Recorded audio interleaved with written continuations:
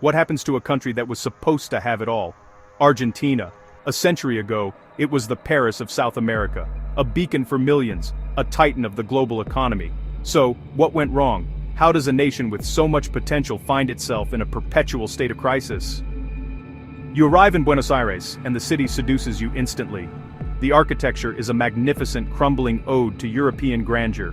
Majestic French-style buildings stand shoulder to shoulder, their facades whispering tales of a time when money flowed like Malbec. But look closer, the paint is peeling, the marble is stained, the grandeur is haunted by decay, yet still fighting. This is the paradox of Argentina in 2024, sophisticated and chaotic, elegant and gritty. Sip a cortado in a Viennese-style cafe, then step outside to see someone picking through trash for recyclables. For many, this isn't a flaw, it's the system. A daily dance between memory, reality, and fragile hope. The city wears its history and scars openly, daring you to love it anyway. The energy is undeniable. Passion, anxiety, and community fuel the city that never really sleeps. People gather, argue, embrace, living with an intensity born from uncertainty. They know the ground beneath their feet is always shifting, so they hold on to each other and the moment. This is the Argentina you won't find in the headlines. This is the human story. And so you walk these streets, trying to make sense of it all. To understand Argentina today, you have to look back. In the early 20th century, it was among the world's wealthiest countries. European immigrants built railways, theaters, and palaces, filling Buenos Aires with culture and ambition. The city wasn't just imitating Europe, it was competing with it. This era of prosperity shaped the national psyche. Argentines saw themselves as destined for greatness. The legacy of that golden age lingers in architecture, street names, and stories of a peso that once meant something. But history turned. Military dictatorships, political chaos, and disastrous policies chipped away at prosperity. The dream curdled into a cycle of boom and bust, each bust more devastating. Today, the past feels mythical. Young people hear tales of a time when a single salary could buy a house and a European vacation. It sounds like fantasy.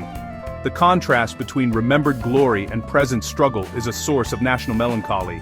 The echoes of that golden age are both pride and painful reminder, a beautiful ghost haunting Buenos Aires. It's a collective ache for a future that was promised but never fully delivered. In Argentina, everyone is an amateur economist. Survival depends on it. Inflation in 2024 is a triple-digit monster, devouring savings and turning salaries into pocket change. The peso is in freefall. The moment you get it, you scramble to convert or spend it before it loses value. Life runs on two tracks. The official exchange rate, and the real one, the dollar blue, traded in clandestine cuevas. Argentines rush to buy US dollars as a desperate hedge against devaluation. Prices change daily. Supermarket shelves and restaurant menus are updated constantly. People buy in bulk, knowing their money will be worth less tomorrow. For those who can, earning in dollars is the goal, creating a stark divide. An expat with a modest dollar salary lives like royalty, while local professionals struggle to make ends meet. This disparity fuels resentment and drives talent abroad.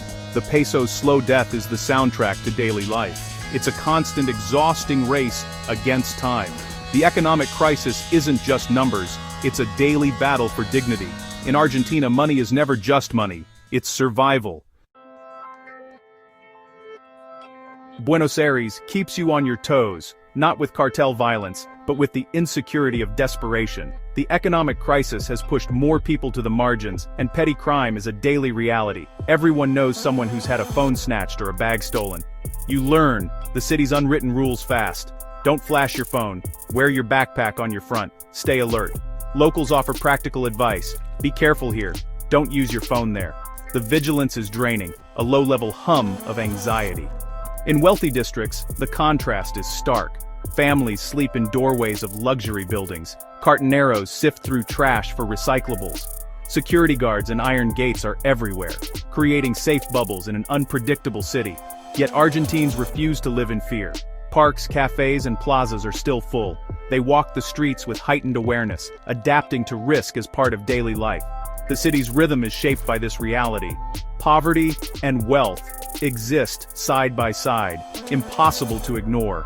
Living here means accepting the challenge and the beauty of a city that never gives up. It's the price of admission to this captivating place.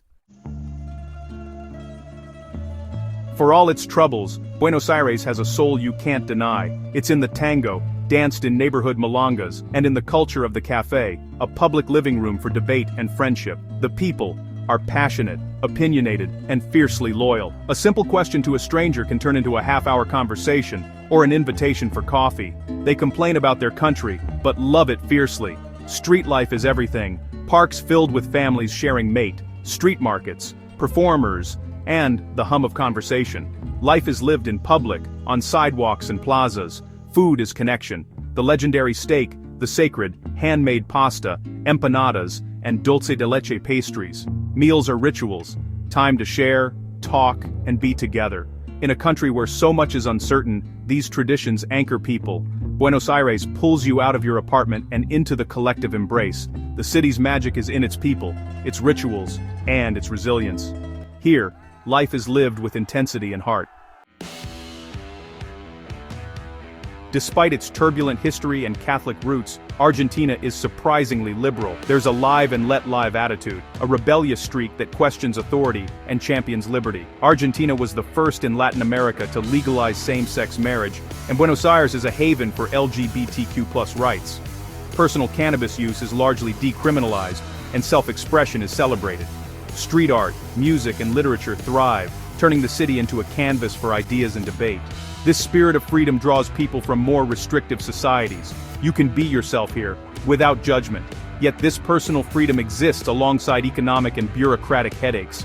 The state may control dollars, but not the hearts and minds of its people.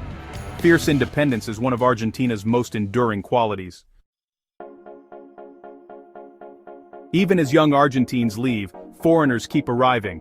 For digital nomads and retirees with foreign income, Argentina's crisis is an advantage. Dollars go far. But it's not just about money. Many come seeking a culture that values people over productivity, community over consumption. They're drawn to long lunches, late-night gatherings, and the warmth of the people. The path to residency is relatively easy, offering a second passport and a Plan B. Argentina's history of immigration still shapes its welcoming spirit. Immigrants face challenges, bureaucracy, safety, and feeling like outsiders. Imported goods are scarce, and the banking system is a headache. But for many, the benefits outweigh the drawbacks. They accept the chaos for the charm, beauty, and sense of being alive that Argentina offers. Dating in Argentina is intense and passionate, but the economic reality casts a shadow. The dollar divide creates tension. Foreigners earning dollars are seen as a ticket to stability, complicating relationships. Family is the bedrock. Sunday lunch is sacred, and adult children often live at home out of necessity. This creates a powerful support network, but can feel stifling for those craving independence. The cost of living is a tale of two cities. For locals, life is a struggle. Rent and groceries eat up salaries, and luxuries are rare. Imported goods are expensive and hard to find. For foreigners with dollars, life is comfortable. Dining out, travel, and services are affordable. This creates a parallel existence. Same city, different realities. It's a comfortable bubble, but it separates you from the daily struggle around you. The divide is ever present, shaping relationships and daily life. In Argentina, love and money are always intertwined. So, is Argentina a good place to start a new life? The truth is, it's both paradise and puzzle. It's a place of stunning beauty and heartbreaking dysfunction. Not for those who crave order and predictability. The bureaucracy and inflation will test your patience.